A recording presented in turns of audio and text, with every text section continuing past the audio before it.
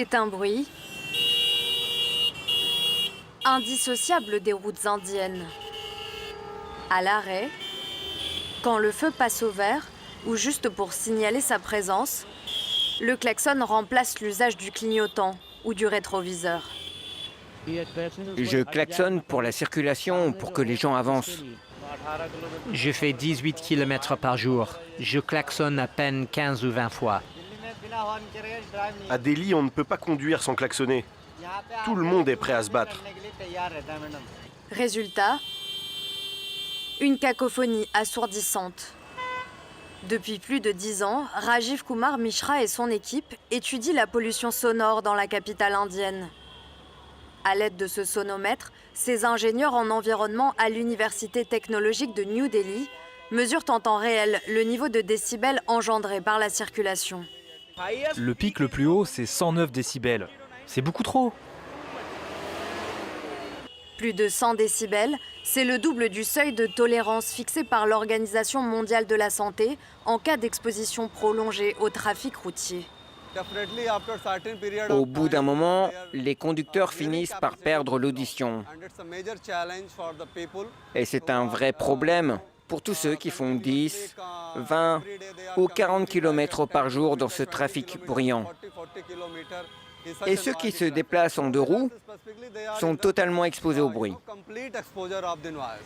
Le bruit est devenu un fléau dans les grandes villes du pays. S'il n'épargne personne, les premières victimes sont celles qui ne peuvent pas se protéger, comme les habitants de ce bidonville. Ils sont plusieurs centaines à vivre au bord des rails. Vous savez combien de trains passent par heure? 4 ou 5. Ça perturbe complètement leur sommeil. À cause de ce bruit intermittent, tout leur organisme est perturbé. Et ça finit même par réduire leur espérance de vie. Des trains qui klaxonnent à chaque passage pour prévenir de leur arrivée. Plus de 100 décibels. 100 décibels, encore une fois le double du seuil recommandé par l'OMS. Il y a des gens qui ont des problèmes auditifs et qui sont suivis pour ça, comme ma femme. Les effets sur la santé ne s'arrêtent pas aux douleurs et à la perte d'audition. Ce médecin ORL reçoit chaque jour des patients avec d'autres complications liées au bruit. Le problème, c'est l'exposition chronique, le fait d'être longtemps exposé à du bruit fort. Même pas si fort que ça, même 80 décibels. Ça impacte la santé cardiovasculaire. Ça peut faire monter la tension et la garder élevée. Ça a aussi un impact psychologique parce que le bruit, c'est un irritant.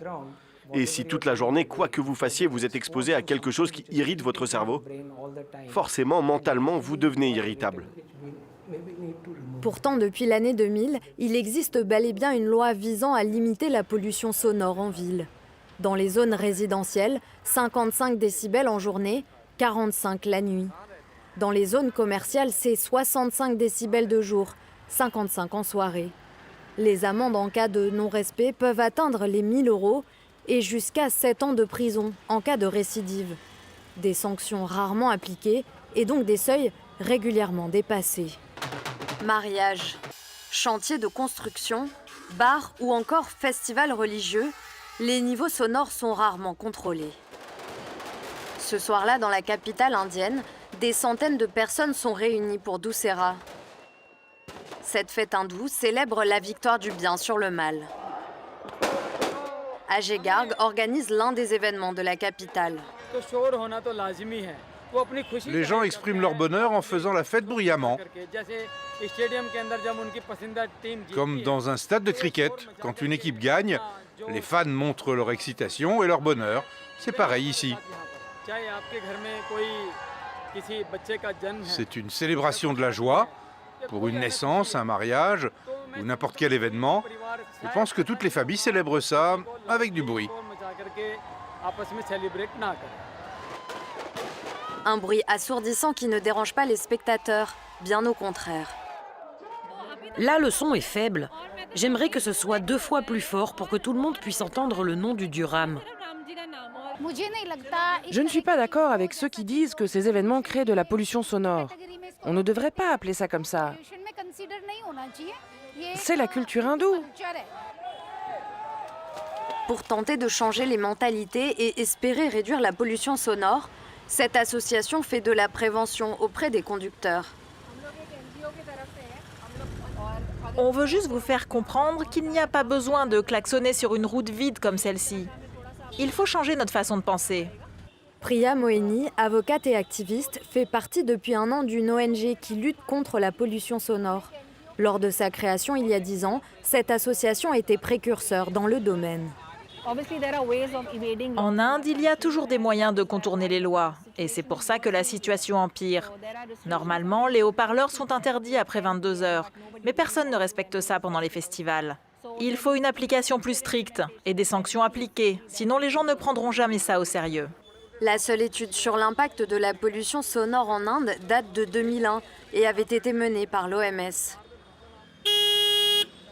Elle mettait en évidence qu'environ 63 millions de personnes souffraient d'une déficience auditive.